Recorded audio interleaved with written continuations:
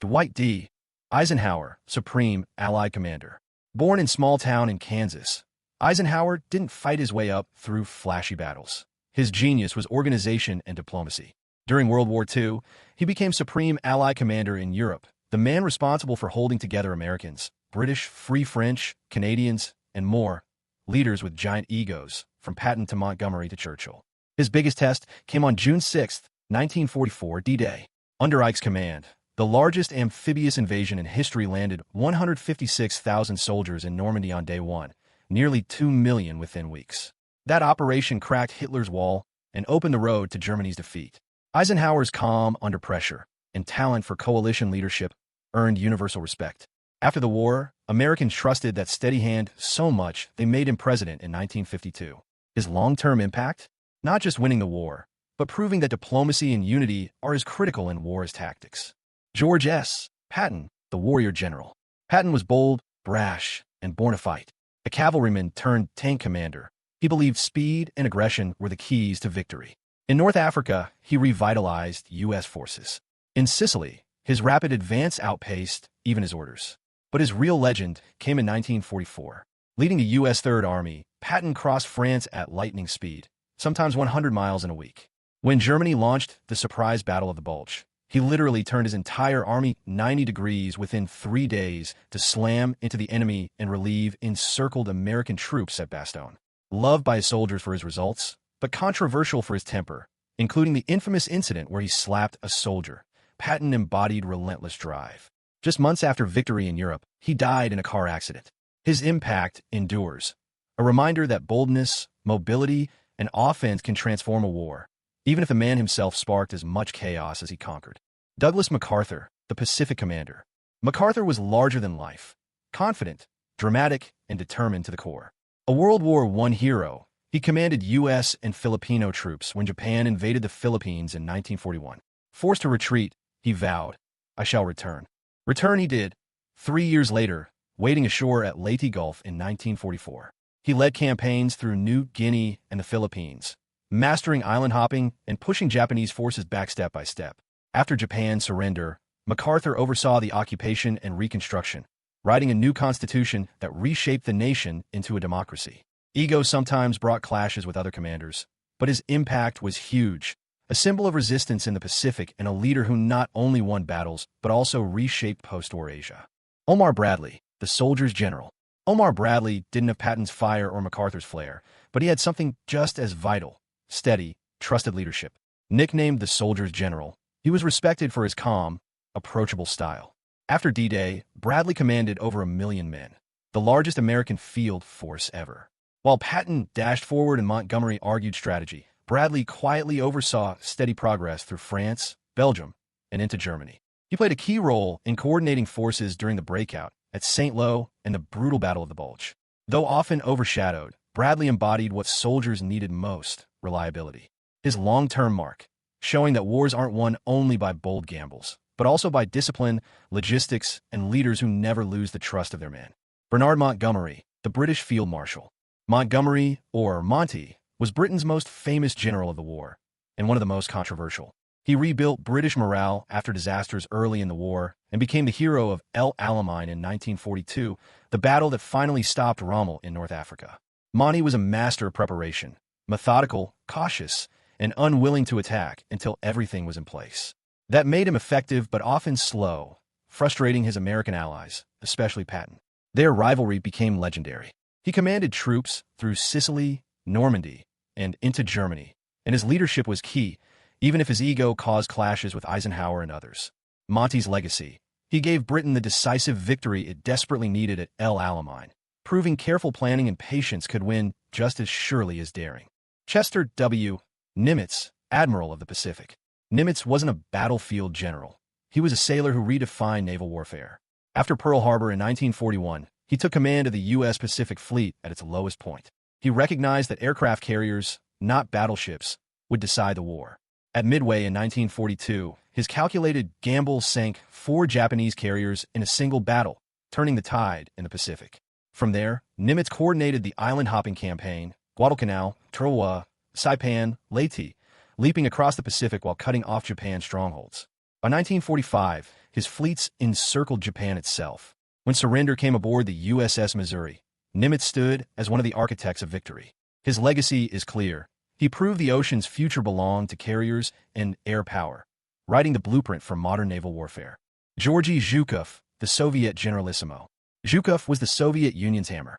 Brutal, brilliant, and tireless, he became Stalin's most trusted commander. In 1941, he stopped Hitler's advance at Moscow, the first major German defeat of the war.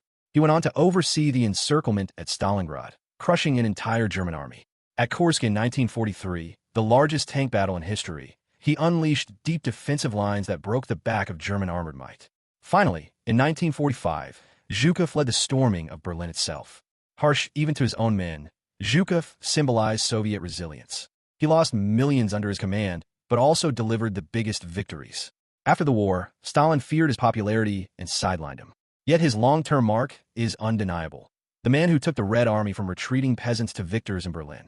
Konstantin Rokossovsky, the Iron Strategist.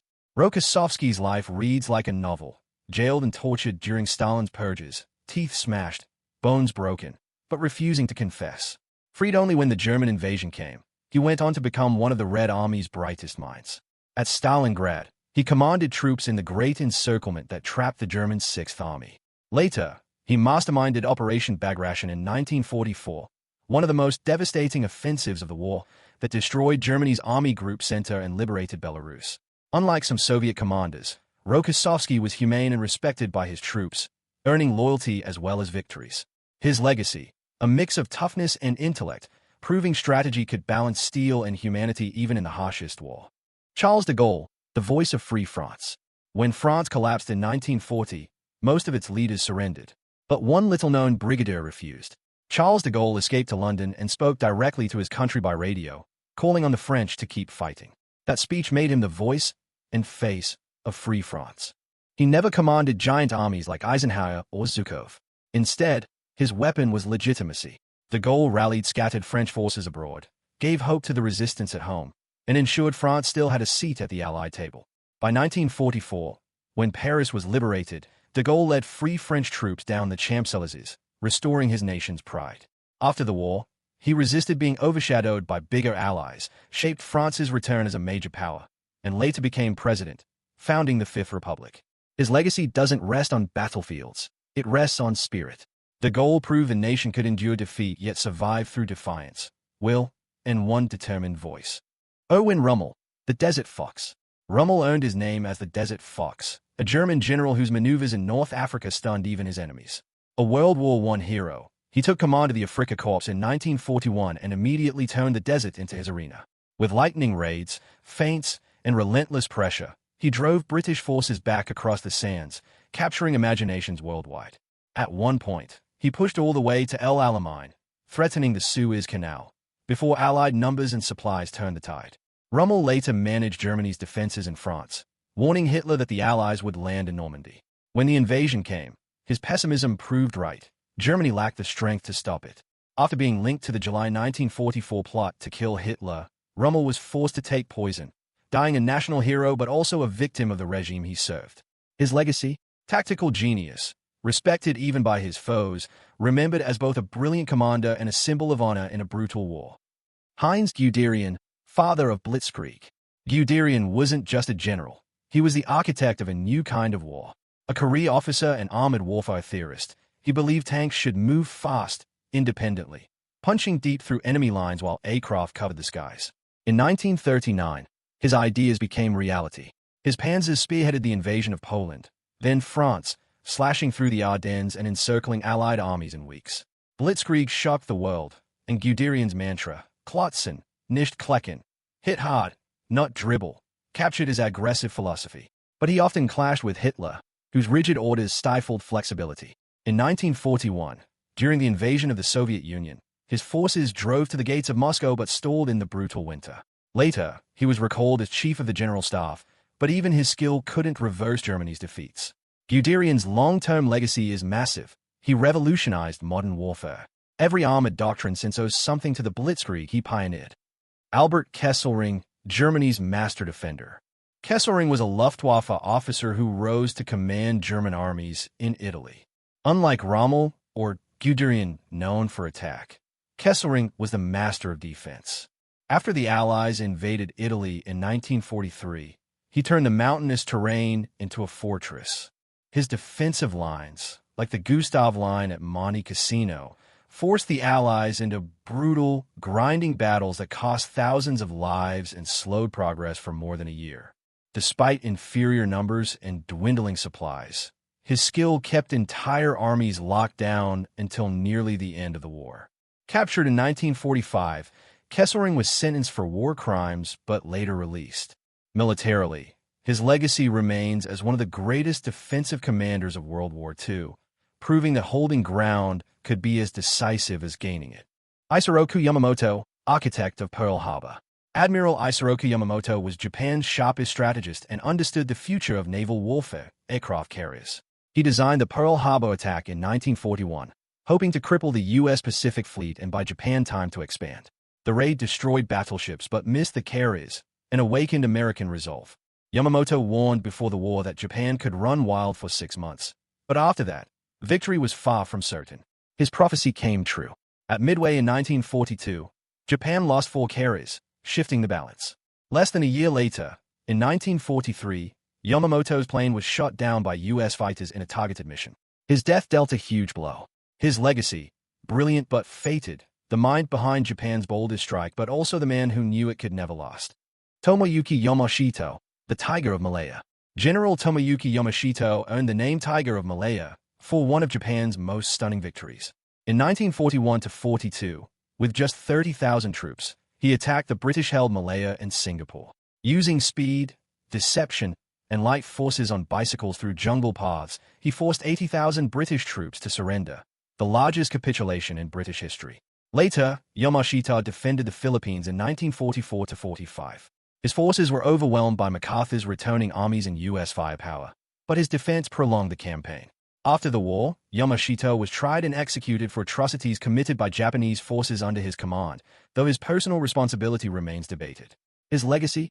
A tactical genius whose victories humiliated the Allies, yet whose name is also tied to the brutality of Japan's campaigns.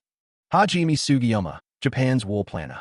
Sugiyama served as Japan's army chief of staff through much of the war, one of the men who planned Japan's early conquests.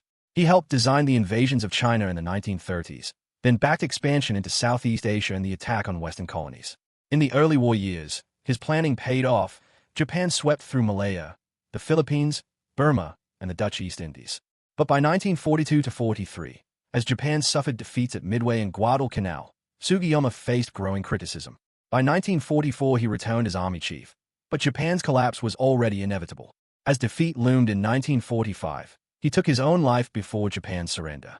His legacy is less battlefield command, more the role of architect, one who helped plan Japan's early triumphs but also steered it into a war the empire could not win.